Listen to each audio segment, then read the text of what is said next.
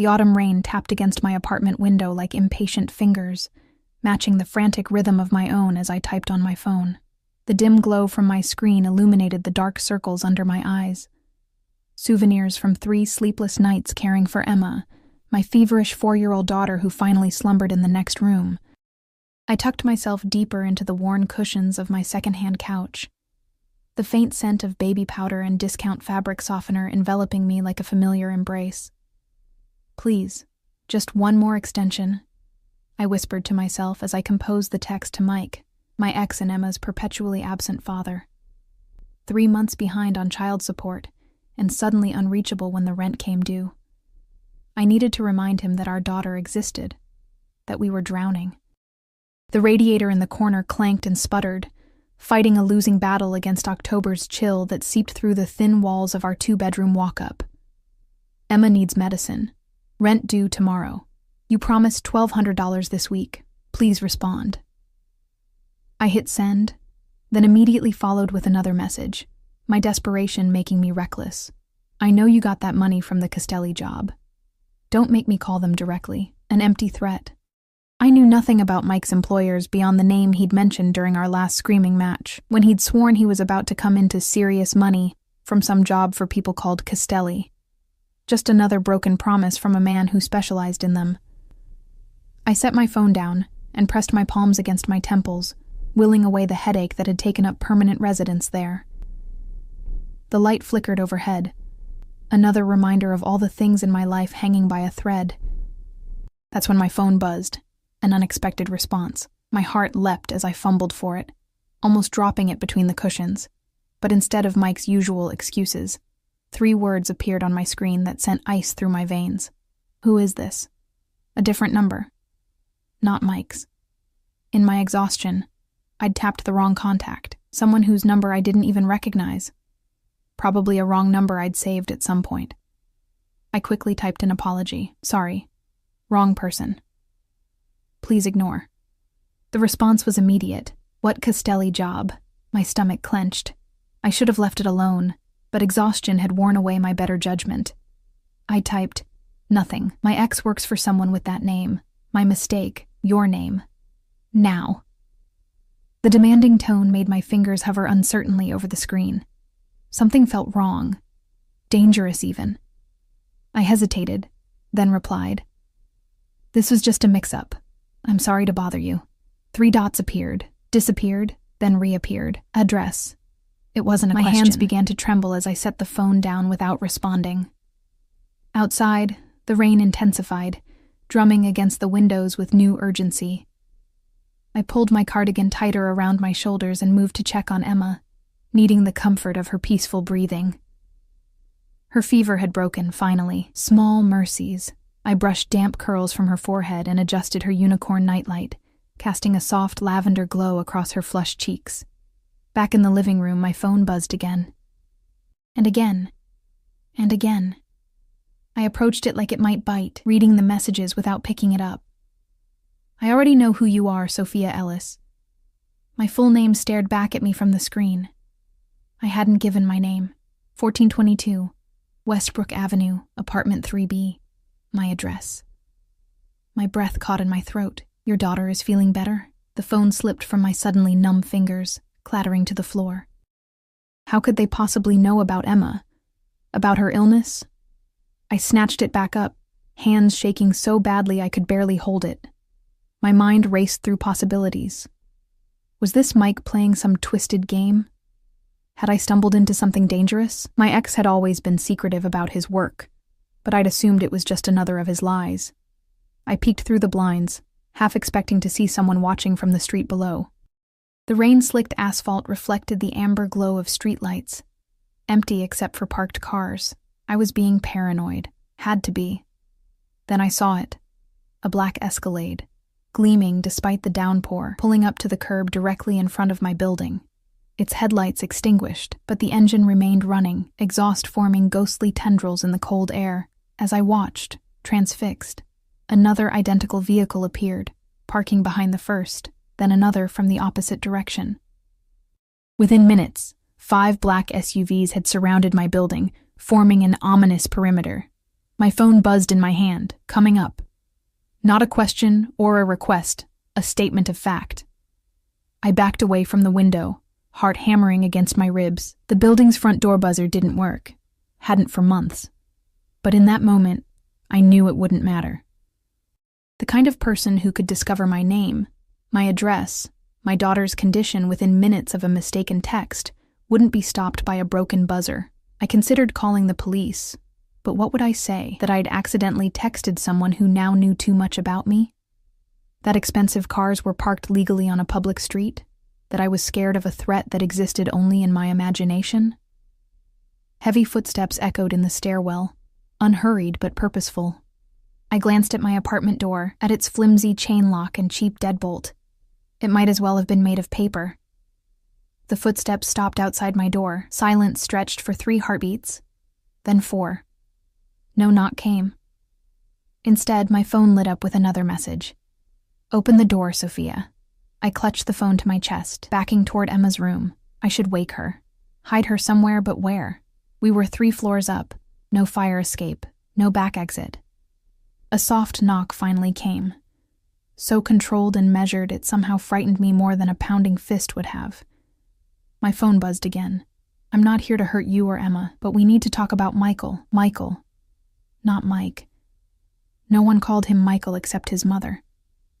Against every instinct screaming for me to run, I found myself moving toward the door. Survival mode had kicked in, and somehow I knew that whatever waited on the other side wasn't something I could escape.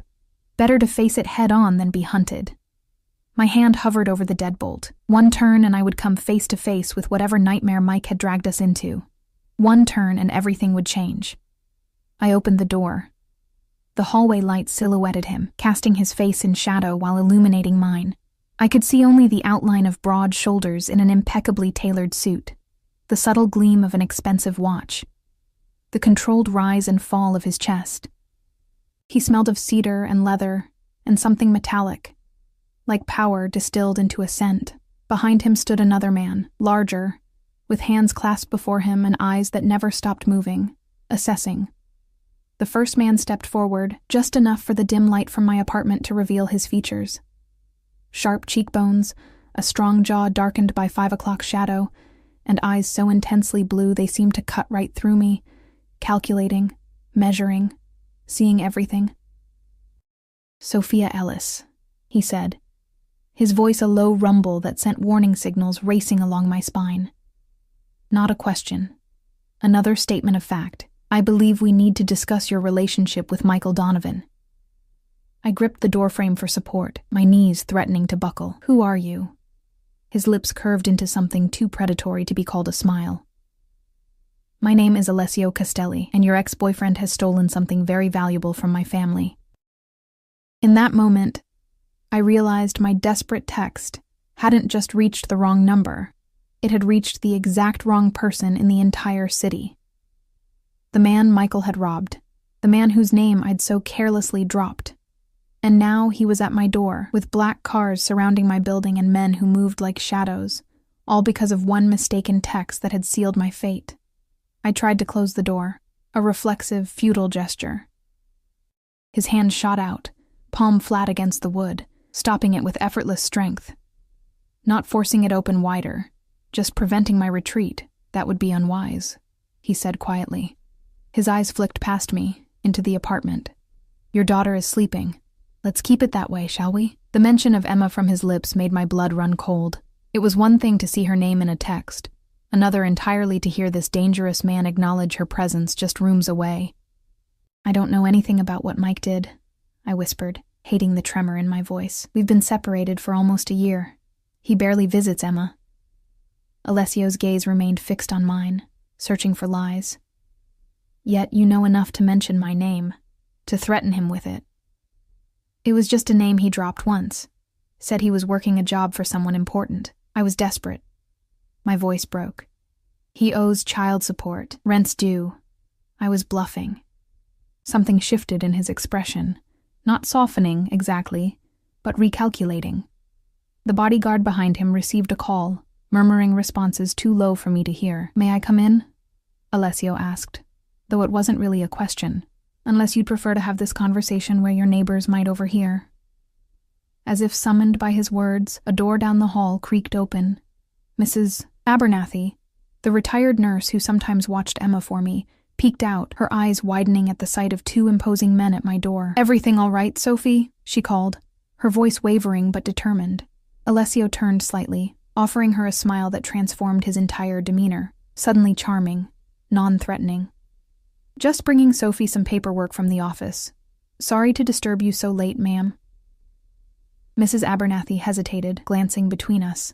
I forced a smile. "It's fine, Mrs. A. Thank you."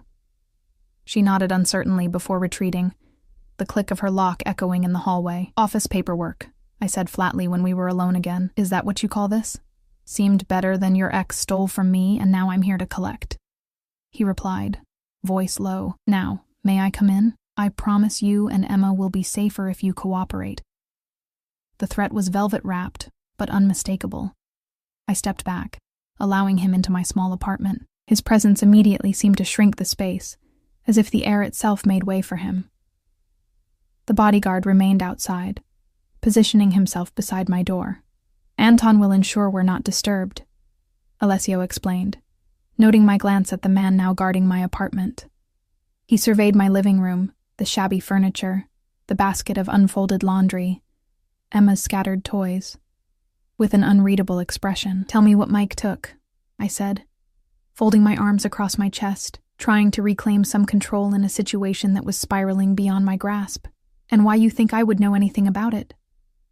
Alessio unbuttoned his suit jacket, a casual gesture that nonetheless made me acutely aware of the gun I was certain he carried, and met my eyes with unsettling directness. "Michael Donovan didn't just take money from me, Sophia. He took information that could get people killed, including, potentially, his own daughter." If you enjoyed this first part of She Texts the Mafia Boss by Mistake, don't forget to like and subscribe to see what happens when Sophia faces the dangerous Alessio Castelli. Will she protect her ex, or will she choose her daughter's safety? Hit that notification bell to find out in the next installment. "My daughter has nothing to do with this," I said, my voice surprisingly steady despite the fear coursing through me. I positioned myself between Alessio and the hallway leading to Emma's room, a futile gesture against someone who clearly had resources I couldn't begin to comprehend. Alessio remained standing, his presence dominating my small living room. "I'm afraid that's where you're wrong." The moment Michael decided to betray me, everyone connected to him became involved. He gestured toward the couch. "Sit down, Sophia. This will be easier if we're both comfortable." There was nothing comfortable about this situation, but I sank onto the couch anyway, perching on its edge, ready to bolt despite having nowhere to run. Alessio didn't join me. Instead, he moved to the window, peering through the blinds at the street below where his men waited in their vehicles. "Michael worked for me for 3 years," he said, his back to me. "Nothing significant, mainly running numbers, making deliveries. He wasn't important enough to know much about my business." He turned, fixing me with those piercing blue eyes. "Until 6 weeks ago, when he was tasked with delivering a flash drive containing sensitive information. And he stole it," I finished, the pieces falling into place. "Not just stole it, made copies, started shopping it around to my competitors." Alessio's jaw tightened. "Information that could dismantle operations I've spent decades building, that could get my people arrested or killed." I rubbed my temples, a fresh wave of exhaustion washing over me. That sounds exactly like something Mike would do, always looking for the easy score. I looked up at him, but I haven't seen or heard from him in weeks, except for texts asking for more time on the child support. Whatever he took, whatever he's doing with it, I'm not part of it. Alessio crossed the room in 2 smooth strides, picking up a framed photo from my bookshelf. It showed me and Emma at the park last summer, her face smeared with ice cream, both of us laughing. His fingers traced the edge of the frame with unexpected gentleness. "You have a beautiful daughter," he said quietly. "She has your smile." A chill ran through me at his words, at the way he studied Emma's image. "Please don't." "I'm not threatening her, Sophia." He set the photo down carefully. "I'm explaining why you're already involved, whether you chose to be or not. Michael has put a target on both your backs." "What do you mean?" The information he stole, it doesn't just compromise me. It compromises people who make me look like a saint by comparison. He sat down in the armchair across from me, leaning forward with his elbows on his knees. Right now, there are at least 3 other organizations hunting for him, and by extension, for anyone who might lead to him. I swallowed hard, my throat suddenly dry. I told you, I don't know where he is. I believe you. His response surprised me, but they won't. And they won't ask as politely as I am. A hysterical laugh escaped me. This is polite? Surrounding my building with armed men? Tracking my phone? Threatening me and my daughter? If I wanted to threaten you, you'd know it, he said, his tone matter of fact rather than menacing. The cars outside aren't just to intimidate you, they're a security perimeter, and I haven't touched your phone. Your ex-boyfriend gave me your number months ago, listed you as his emergency contact. I stared at him in disbelief. That's impossible. He needed to provide a family contact when he started working for me, said you were still on good terms. Alessio's mouth twisted in what might have been amusement. Clearly, he lied about that too.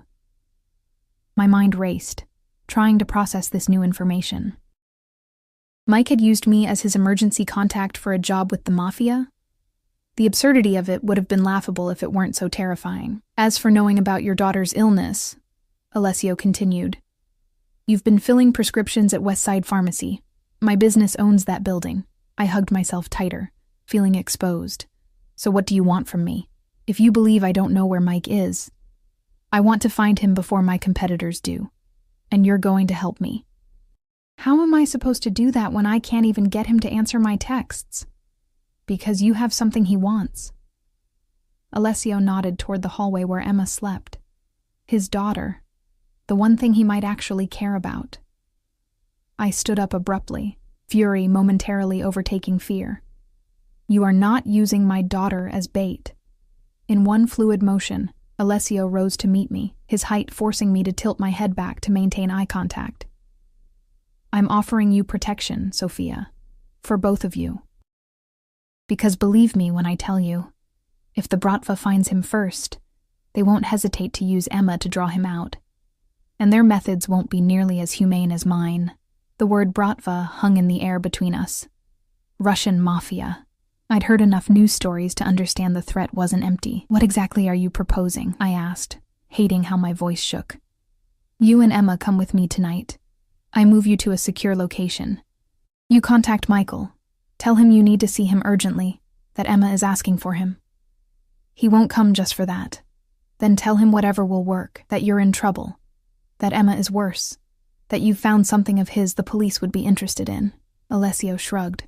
You know which buttons to push better than I do. And if I refuse? His expression hardened. Then I leave. Take my men with me. Remove the only protection standing between you and people who would use far more persuasive methods to get what they want. My gaze darted to the window, to the black vehicles still waiting outside. They no longer seemed threatening. They seemed like a barrier against something worse. I need to think, I whispered. You have 5 minutes. Alessio stepped back, checking his watch. Pack whatever you and Emma need for a few days. Nothing more.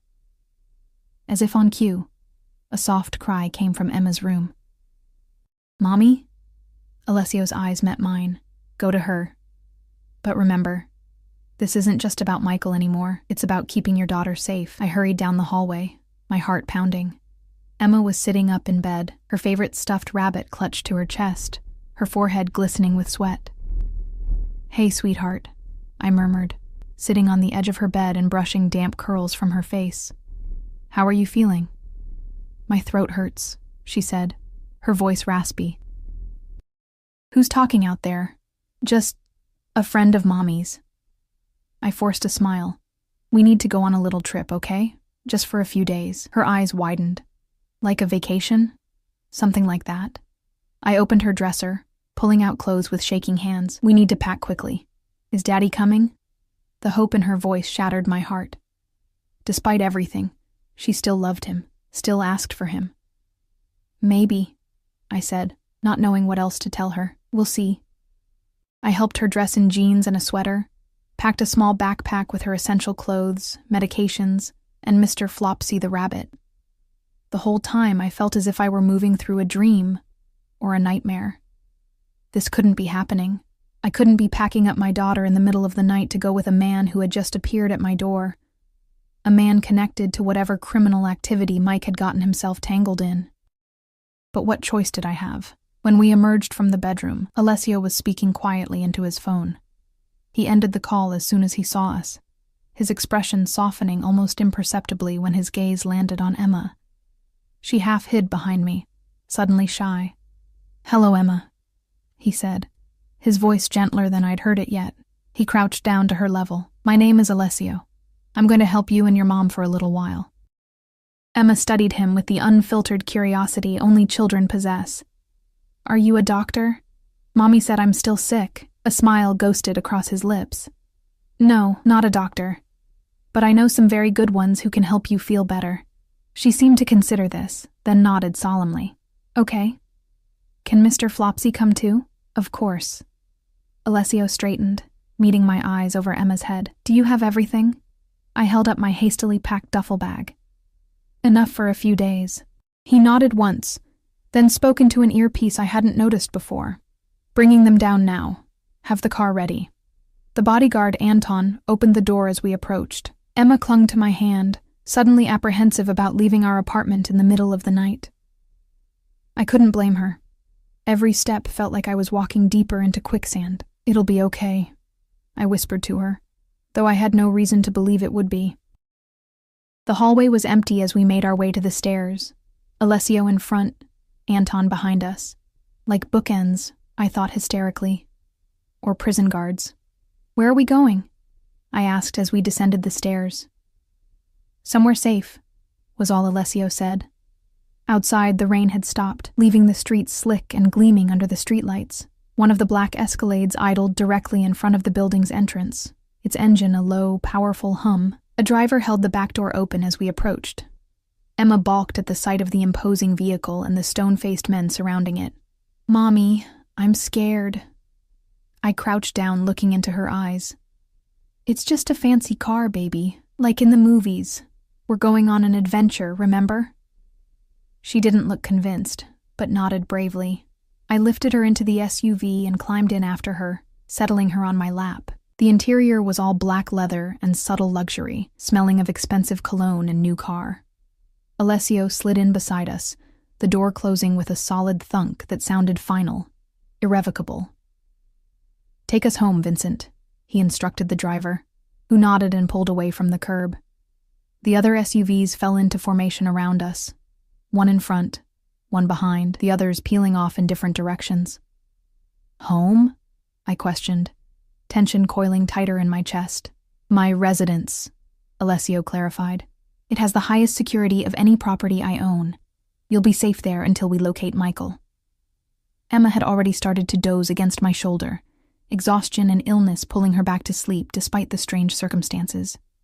I envied her ability to escape, however temporarily. "This is kidnapping," I said softly, mindful of Emma's presence. Alessio's eyes flashed in the darkness of the car. "This is protection. If I wanted to kidnap you, you wouldn't have had time to pack." The truth of his words silenced me. We rode in tense quiet for several minutes, the only sounds Emma's soft breathing and the occasional murmur from the driver's radio. "I still don't understand why Mike would steal from you," I finally said. "He's dishonest, selfish, and unreliable. But he's not stupid. He must have known you'd come after him." "People make poor decisions when they're desperate," Alessio replied, "or when they think they've found a way to solve all their problems at once." "What was on that flash drive that's worth all this?" His jaw tightened. "Names, locations, financial records. Enough to dismantle networks it took generations to build." I shifted Emma to a more comfortable position, her weight growing heavy against me. "And you think he'll just hand it over if I ask?" "No." Alessio's gaze was unflinching. "I think he'll come running when he realizes I have you and his daughter. And then he'll have no choice but to return what he stole." The cold calculation in his voice sent a shiver through me. "You're using us as bait after all." "I prefer to think of it as leveraging available resources." His eyes dropped to Emma's sleeping form, then back to me. but yes, essentially. I turned away, watching the city lights blur past the tinted windows.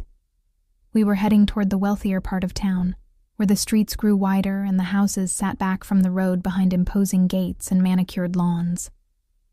"If anything happens to my daughter because of this," I began. "Nothing will happen to her," Alessio cut me off, his tone leaving no room for argument. "You have my word." "The word of a criminal," I muttered. "The word of a man who understands the value of family," he countered. "More than your ex-boyfriend ever did, it seems." Before I could respond, the SUV slowed, turning onto a private drive flanked by stone pillars. A wrought iron gate swung open to admit us, closing immediately behind our convoy. The driveway curved through expertly landscaped grounds before revealing a mansion that loomed against the night sky, all clean lines and modern angles, glass and stone merging seamlessly. "Welcome to my home, Sophia," Alessio said as the car came to a stop in the circular driveway. "For now it's yours too." As the driver opened the door and the cool night air rushed in, I held Emma closer, wondering what I'd gotten us into, and how we would ever get out again. The interior of Alessio's mansion was exactly what I expected, and nothing like I imagined. Soaring ceilings, marble floors, artwork that probably cost more than my entire life, all the trappings of wealth I'd anticipated. But there was also an understated elegance, a warmth I hadn't expected from a man like him. No gaudy displays of excess, just quiet, confident luxury. A woman in her 60s with silver-streaked black hair and sharp eyes appeared in the foyer as we entered. Her posture was straight as a ruler, her clothing simple but clearly expensive.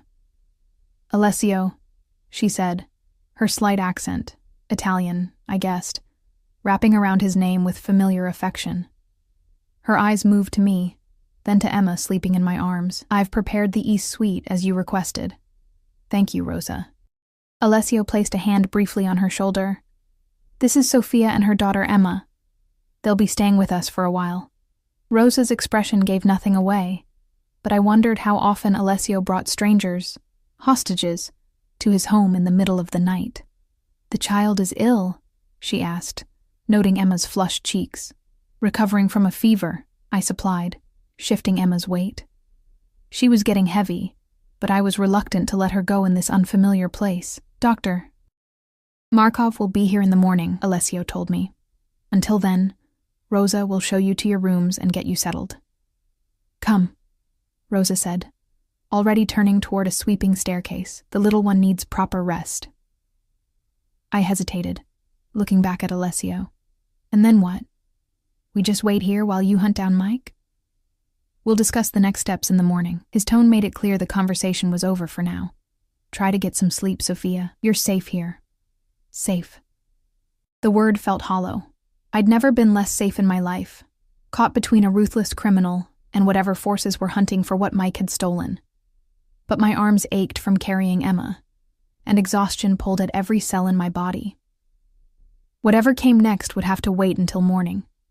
I followed Rosa up the stairs, down a corridor lined with what looked like original artwork, and into a suite that was larger than my entire apartment. A spacious sitting room opened into a bedroom with a king-sized bed draped in luxurious linens. Through another door, I glimpsed a second bedroom, smaller but equally elegant. "For the little one," Rosa explained, seeing my glance. "Though perhaps tonight she stays with you, yes?" "Yes," I agreed, gently laying Emma down on the main bed. She stirred but didn't wake, curling around Mr. Flopsy with a soft sigh. Rosa disappeared into what turned out to be a massive bathroom, returning with a cool cloth that she handed to me. "For her fever, there are clean pajamas in the dresser. They may be big, but they will serve for tonight. Tomorrow we can arrange for more suitable clothes." I pressed the cloth to Emma's forehead, wondering how many times this woman had tended to Alessio's guests. "Thank you." Rosa nodded, her sharp eyes taking my measure. "There is food in the small refrigerator if you are hungry. Breakfast is at 8, but for the child we can prepare something earlier if needed. This is all very accommodating for a kidnapping," I said, unable to keep the bitterness from my voice. Rosa's expression didn't change. "Mr. Castelli does not kidnap women and children. Whatever has brought you here, you are guests in this house, my house, as much as his." She moved toward the door. Rest now. Morning comes quickly. After she left, I explored our gilded cage. The suite was luxurious in every detail. Egyptian cotton sheets, plush towels, toiletries that probably cost more than my monthly grocery budget. The windows overlooked manicured grounds illuminated by subtle landscape lighting. And beyond them, a high wall topped with what I suspected was security wiring. No escape there. I changed Emma into a pair of silk pajamas that swallowed her small frame, then found a t-shirt for myself in the dresser. My own clothes felt grimy after the stress of the night, but I was too exhausted to shower. I curled up beside Emma on the massive bed, listening to her breathing, trying to quiet the panic that threatened to overwhelm me now that we were alone. What would happen when Alessio found Mike? What would he do to him? And what would happen to us afterward? I couldn't imagine he'd simply let us go. Not when we'd seen his face, his home, knew about whatever Mike had stolen. People like Alessio Castelli didn't leave loose ends. Sleep came in fitful bursts, interrupted by nightmares of black cars and men with cold eyes. When morning light finally filtered through the gauzy curtains, I felt as if I hadn't slept at all. Emma woke in better spirits, her fever gone, though a slight cough remained. She explored our suite with wide-eyed wonder, touching the velvet drapes and bouncing experimentally on the plush sofa. "Is this a hotel, Mommy?" she asked, peering into the marble bathroom with its sunken tub and rainfall shower. "Sort of," I hedged, not knowing how to explain our situation in terms a 4-year-old could understand. "It's Mr. Alessio's house. We're going to stay here for a little while." "It's pretty," she declared, then frowned, "but I didn't bring my frozen nightlight." "I'm sure we can find something," I assured her, relieved that this was her biggest concern. "Let's get dressed, okay? There's supposed to be breakfast soon." We had just finished dressing in clothes from our hastily packed bags when a knock came at the door. I tensed, then called, "Come in." It was Rosa, carrying a tray laden with fruit, pastries, and a small pot of what smelled like hot chocolate. "For the little one," she explained. "Mr. Castelli thought she might prefer to eat up here this morning while you speak with the doctor." My hackles rose instantly. "I'm not leaving Emma with strangers." Rosa set the tray down on a table near the window. "The doctor is here to see her, not you. And I will stay with her while you speak with Mr. Castelli. He is waiting for you in his study." "I'm not going anywhere without my daughter," I insisted. Rosa's expression softened slightly. "Sophia, if Mr. Castelli wanted to separate you from your child, he would not need my help to do so. He respects that you are a mother protecting her bambina, but there are matters he wishes to discuss that are not for a child's ears." I looked at Emma, who was already eyeing the chocolate croissants on the tray with undisguised interest. "Who's the doctor?" "Dr. Markov is Mr. Castelli's personal physician. He treats Mr. Castelli's family and his most valued employees." Rosa poured a small cup of hot chocolate. "He is very good with children." As if summoned by her words, another knock came, and a man entered after Rosa's acknowledgement. He was middle-aged, with kind eyes behind wire-rimmed glasses, and a gentle smile that immediately put me more at ease. "You must be Sophia," he said, his accent vaguely Eastern European. "And this must be Emma. I'm Dr. Markov." He set his medical bag on a nearby table. "I understand you've had a fever, young lady." Emma nodded solemnly, already warming to his grandfatherly demeanor. "My throat hurts too. Well, let's have a look, shall we?" He glanced at me. With your permission, of course, I hesitated, torn between staying with Emma and finding out what Alessio wanted. Rosa seemed to sense my indecision. "Mr. Castelli was quite insistent," she said quietly. "It concerns your ex-husband." My stomach dropped. Had they found Mike already? 15 minutes, I told her. "Then I'm coming back no matter what Alessio wants to discuss." Dr. Markov had already engaged Emma in conversation about Mr. Flopsy, drawing her out of her shyness with practiced ease. I kissed the top of her head. "I'll be right back, baby. Dr. Markov is going to check your throat, and Rosa will stay with you." "Can I have hot chocolate?" Emma asked, already distracted by the promise of a treat she rarely got at home. "Of course," I said, managing a smile. "Be good, okay?" I followed Rosa's directions down the corridor, trying to memorize the layout of the house. a habit born from years of watching crime shows that now seemed grimly relevant. The study was located on the main floor, a masculine space of leather, dark wood, and floor-to-ceiling bookshelves. Alessio stood near a window, speaking on the phone in rapid Italian. He was dressed more casually today, dark jeans and a charcoal sweater that probably cost more than my monthly rent, but less intimidating than last night's suit. He ended his call as I entered, slipping the phone into his pocket. Sophia, I trust you slept well? As well as can be expected when you've been forcibly relocated in the middle of the night, I replied, crossing my arms over my chest. Rosa said you have news about Mike. Please sit. He gestured to one of the leather armchairs positioned before a large desk. I remained standing. I told Rosa 15 minutes. Whatever you have to say it quickly. Something like respect flickered in his eyes. Very well. My men located Michael's apartment early this morning. My heart stuttered. And? He wasn't there.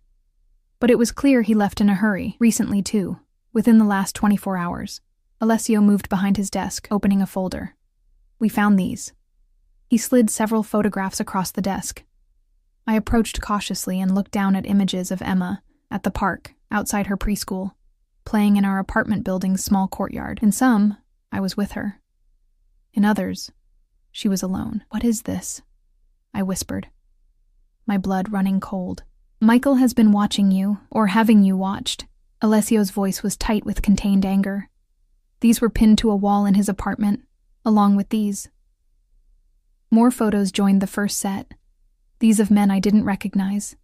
Middle-aged, stern-faced, expensively dressed. One was caught mid-conversation with what looked like bodyguards. Another was entering a restaurant.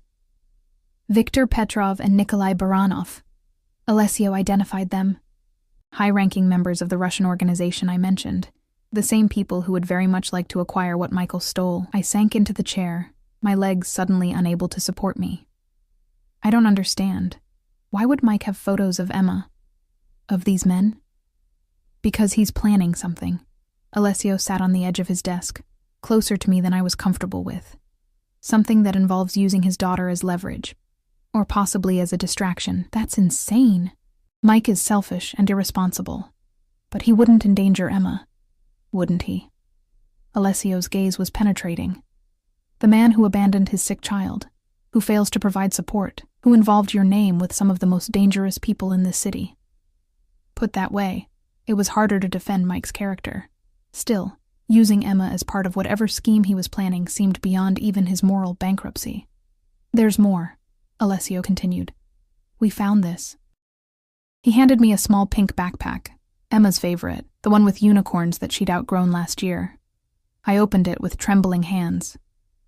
Inside were her passport, which I'd thought was still in my desk drawer at home, a change of clothes, her favorite book, and an envelope containing several $1,000s in cash.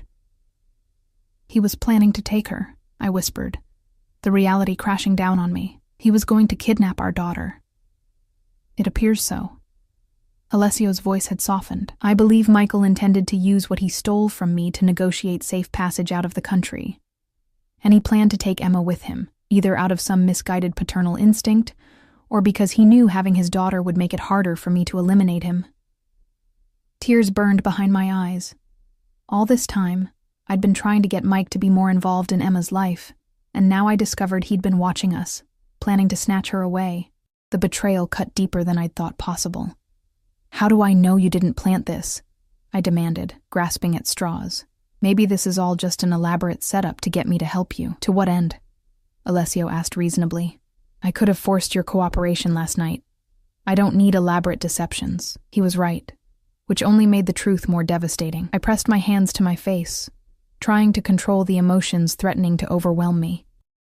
What happens now? I finally asked, my voice steadier than I felt. Now we move forward with our original plan, but with some adjustments. Alessio returned to his chair behind the desk. You'll contact Michael. Tell him you know what he's planning, that you found Emma's passport missing. Tell him if he wants to see his daughter, he needs to meet you. And then you'll be waiting to grab him, I finished. Yes, but now there's an additional complication. Alessio steepled his fingers. If Michael was monitoring your apartment, he may already know you're gone. And if he's desperate enough, he might make contact with Petrov or Baranov. You think he'd sell your information to these Russians? I think a man who would use his 4-year-old daughter as a human shield is capable of anything. Alessio's expression was grim. Which is why we need to move quickly. I thought of Emma upstairs with the doctor, blissfully unaware of the danger surrounding her. I want guarantees, I said suddenly. If I help you find Mike, I want your word that Emma and I walk away from this safely. New identities if necessary, enough money to start over somewhere Mike can never find us. Alessio studied me with newfound interest. You're negotiating with me now. I'm a mother protecting her child, I countered, throwing Rosa's words back at him. Isn't that what you said you respected? A smile tugged at the corner of his mouth. Indeed. He considered for a moment, then nodded. Help me recover what was stolen, and I'll ensure you and Emma disappear so thoroughly that neither Michael nor anyone else will ever find you unless you wish to be found. I'll need that in writing. Now he did smile, a genuine expression that transformed his features. A contract with a criminal? I'm not sure that would hold up in court, Sophia. Maybe not, but it would show good faith.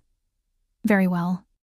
He pulled a sheet of paper from a drawer, wrote several lines in elegant script, and signed it with a flourish before sliding it across to me. Satisfied? I scanned the document, a simple promise to provide new identities and financial support in exchange for my assistance in recovering his property. It was probably worthless legally, as he'd pointed out. But something told me Alessio Castelli was a man who took his signatures seriously. I'll need a phone, I said, folding the paper and tucking it into my pocket. Use mine. He offered his sleek smartphone. It can't be traced to you. I took it, my fingers brushing his momentarily. An unexpected jolt ran through me at the contact. Not fear. Something else I didn't want to examine too closely. I dialed Mike's number from memory, half expecting it to go straight to voicemail as it had so many times before. Instead, he answered on the second ring. Who is this? His voice was tense, wary. It's me, I said, watching Alessio's face as he listened. We need to talk, Mike. Now. There was a long pause on the other end of the line. For a moment, I thought Mike had hung up. Sophie? His voice was barely a whisper. Where are you calling from? This isn't your number. I'm borrowing a phone, I said, trying to keep my voice steady despite the rage and fear swirling inside me. Mine is unavailable right now. Are you okay? Is Emma... Don't, I cut him off, my voice hardening. Don't pretend you care about Emma now. I found her passport missing from my drawer, Mike. And that pink unicorn backpack she outgrew last year, the one you insisted on keeping, I know what you were planning. Another silence. This one heavier. Beside me, Alessio's expression remained impassive, but I could feel the intensity radiating from him as he listened. It's not what you think, Mike finally said, his voice taking on that wheedling tone I knew too well, the one he used when caught in a lie. I was just preparing in case what? In case you needed to kidnap our daughter and flee the country? My hand gripped the phone so tightly my knuckles turned white. Or were you planning to use her as a shield against the people you stole from?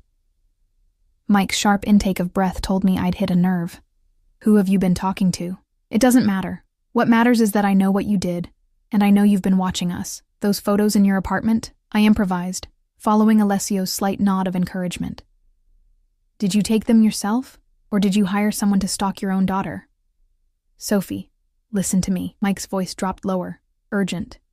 You don't understand what's happening. These people, they're dangerous. Which people, Mike? The Castellis? Or the Russians you're trying to sell to? I met Alessio's gaze as I mentioned his name, saw his eyes narrow slightly. How do you... Mike stopped himself. Where are you right now? Tell me exactly where you and Emma are. Somewhere safe, I replied, the irony of the statement not lost on me. Safer than we were with you watching us, planning God knows what. You don't know who you're dealing with, Mike hissed. Whatever they've told you, I know exactly who I'm dealing with, I interrupted, all of them. And right now, you're the one I trust least. Alessio held out his hand, gesturing for the phone. I hesitated. then shook my head slightly. This was my conversation to control. "I want to see Emma," Mike said suddenly. "I need to make sure she's okay." "Why? So you can finish what you started? Take her away from me?" My voice cracked despite my efforts to remain calm. "No, Sophie, please. It's complicated. I did something. I made a mistake. But everything I've done was to protect you both." The desperation in his voice almost sounded genuine. Almost. "Prove it," I challenged. "If you really want to protect us, then meet me. Face to face. Bring whatever you took, and we'll figure this out together."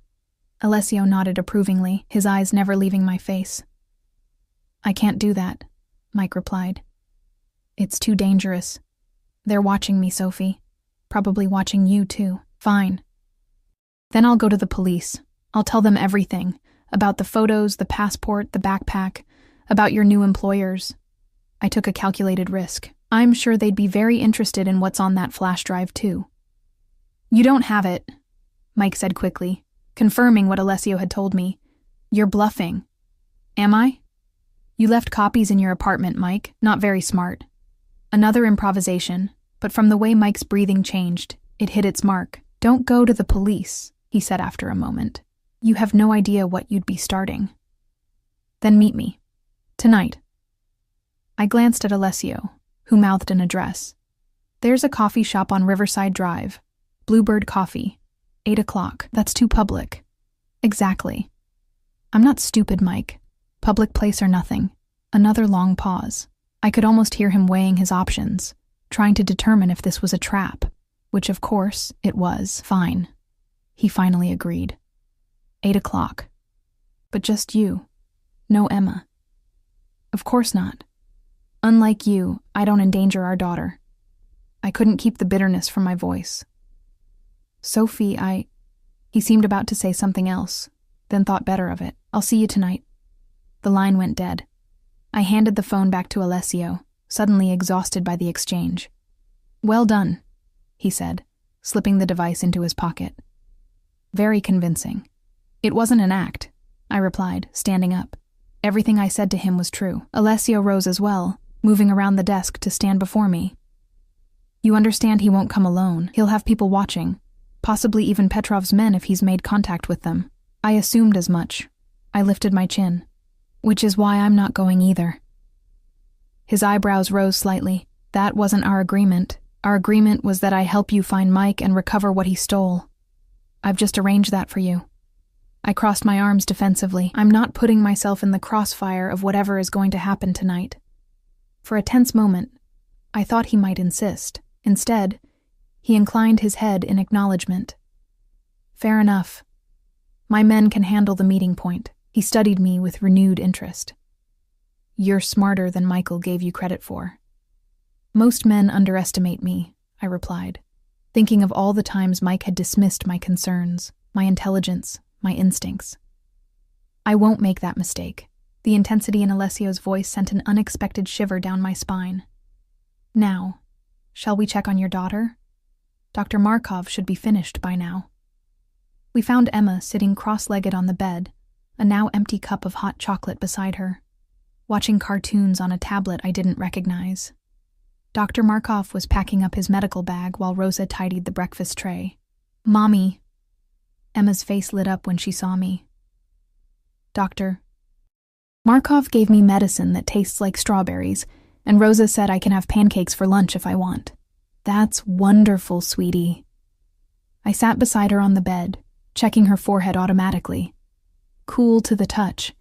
Her fever was definitely gone. "A mild throat infection," Dr. Markov informed me.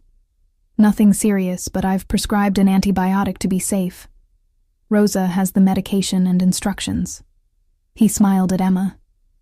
"She's a very brave patient." "Thank you," I said, genuinely grateful. Whatever else Alessio might be, he'd kept his word about taking care of Emma. After the doctor left, Alessio spoke quietly with Rosa in Italian. She nodded and departed, leaving the three of us alone in the suite. "Emma," Alessio said, his voice gentler than I'd heard it before. "Would you like to see the garden? There's a fountain with fish in it." Emma's eyes widened with excitement. Real fish? Can I feed them? Of course. He looked to me for permission. Part of me wanted to refuse, to keep Emma as far from him as possible, but the rational part knew that if he'd wanted to harm her, he'd had ample opportunity already. And after last night's revelations about Mike, I was beginning to reevaluate who the real threat was. Okay, I conceded, but I'm coming too. The gardens were even more impressive in daylight, meticulously maintained grounds stretching toward the security wall I'd noticed from the window.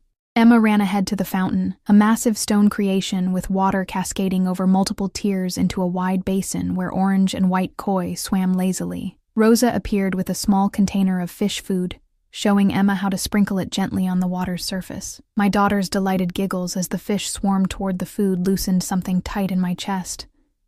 Despite everything, she was happy in this moment, safe. She's resilient, Alessio observed, standing beside me as we watched Emma. Like her mother. I glanced at him, trying to reconcile the dangerous man who'd appeared at my door last night with the one who'd arranged for a doctor to treat my daughter, who'd provided a safe haven when I hadn't even realized we needed one. What happens after tonight? I asked quietly, assuming you get what you want from Mike. I honor our agreement. Alessio kept his eyes on Emma. New identities. Financial security. A fresh start somewhere Michael can never find you. And Mike? What happens to him? Alessio's expression hardened. That depends on him. If he cooperates fully, returns everything he took, he might survive this. And if he doesn't? His silence was answer enough. I should have felt horrified. Should have protested. Instead, I felt a cold detachment as I thought of the photos in Mike's apartment, the packed backpack, the missing passport. The evidence of his willingness to use our daughter as a pawn in his dangerous game. I don't want to know, I finally said. Whatever happens, I don't want details. Alessio nodded once, accepting my tacit consent. The day passed in a strange limbo. Emma, oblivious to the tension surrounding her, enjoyed the luxury of Alessio's home, the gardens, the enormous television, the chef who prepared whatever she requested for lunch. I watched her bloom under this attention, guilt gnawing at me for the struggling existence I'd provided compared to all this. As evening approached, Alessio disappeared to prepare for the meeting with Mike. I put Emma to bed early, exhausted from her illness and the excitement of the day. She fell asleep clutching Mr. Flopsy, her breathing deep and even. I was sitting in the suite sitting room, staring unseeingly at a book I'd pulled from the shelves, when Alessio returned. He'd changed back into a suit, dark and impeccably tailored. The businessman was gone. The dangerous man from last night had returned. It's time, he said simply. I set the book aside. Be careful. Mike can be unpredictable when he's cornered.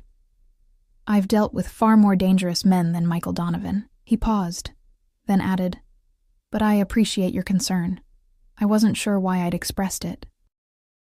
Stockholm Syndrome, perhaps, or simply the realization that Alessio's survival meant safety for Emma and me. Will you... I hesitated. Will you let me know when it's over? Of course. He moved toward the door, then stopped. Lock this behind me. Don't open it for anyone except Rosa or myself. Understand? I nodded, suddenly afraid in a way I hadn't been all day. The reality of what was about to happen crashed down on me. Mike confronted by Alessio and his men, possibly by these Russians as well.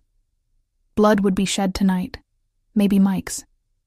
Alessio, I called as he reached the door. He turned, one eyebrow raised in question. Thank you. For protecting Emma.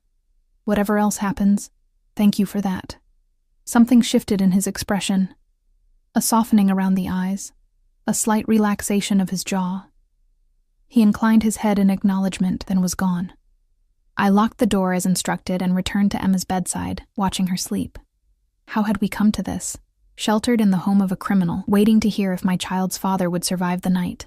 The bizarre twist of fate that had led me to text the wrong number. Alessio's number seemed too coincidental to be chance, almost as if some cosmic force had intervened to protect us from Mike's plans. Hours passed. I dozed fitfully in the chair beside Emma's bed, jerking awake at every distant sound. It was after midnight when a soft knock came at the suite door. I crept to answer it, heart pounding. Alessio stood in the hallway, his suit jacket removed, the crisp white of his shirt contrasting with a dark stain on one sleeve that I refused to examine too closely. "It's done," he said simply. "Mike?" I asked, though I wasn't sure I wanted the answer.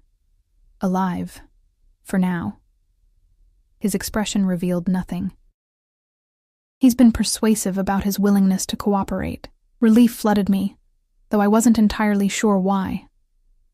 After everything Mike had done, perhaps I should have wished him dead, but he was still Emma's father, still the man I'd once loved enough to create a child with. The flash drive? Recovered, along with all copies. Alessio loosened his tie, a strangely vulnerable gesture from a man who maintained such rigid control. "You and Emma are safe now, from him, from Petrov's men, from all of it." "So what happens now?" I asked, echoing my question from earlier.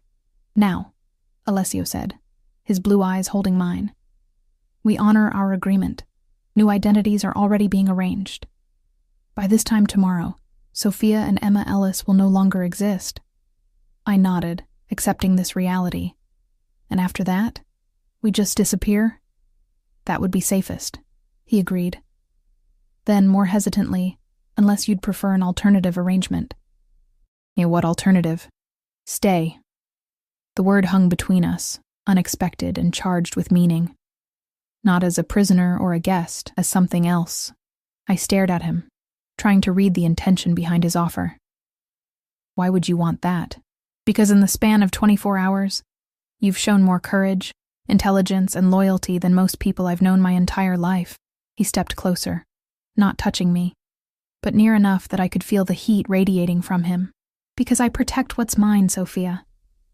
And I find myself reluctant to let you go." The possessiveness in his voice should have frightened me. Instead, it awakened something I'd thought long dead after years with Mike's neglect and betrayal. A sense of being truly seen, valued. "I can't answer that tonight," I said honestly. "Too much has happened. I need time." "Of course." He stepped back, professional distance restored. "The offer remains open. Think about it." I nodded, not trusting myself to speak. "Get some rest," he said, turning to leave. "Tomorrow will bring new beginnings. Whatever you decide." After he left, I returned to Emma's bedside, watching the gentle rise and fall of her chest. New beginnings. A life free from Mike's shadow, from financial struggle, from the constant fear that had become our normal without me even realizing it. But at what cost? Aligning ourselves with Alessio Castelli meant entering a world I'd only glimpsed. A world of power and danger and moral compromises. Could I justify that choice for the security it offered? For the protection of those piercing blue eyes that had seen my worth when no one else had? Emma stirred in her sleep, a small smile playing on her lips as she dreamed. Whatever I decided, it would be for her. To give her the safety and stability she deserved. To ensure no one could ever use her as a pawn again. As dawn broke over the mansion's gardens, painting the sky in shades of pink and gold, I made my decision. I would accept Alessio's offer. Not out of fear or gratitude, but from a place of strength. I would enter his world on my terms, with eyes wide open. One mistaken text had changed everything, had brought a dangerous man to my door. Black cars surrounding my home, but in that danger, I'd found an unexpected sanctuary. And perhaps in time, something more. I sent a silent prayer of thanks for that fateful error, for the wrong number that had led me exactly where I needed to be. Thank you so much for joining me for this story. If you enjoyed She Texts the Mafia Boss by Mistake, please don't forget to hit that like button and subscribe to the channel for more thrilling stories. Your comments mean the world to me. Let me know what you thought and what kind of stories you'd like to see next. Until next time, keep reading and stay mysterious.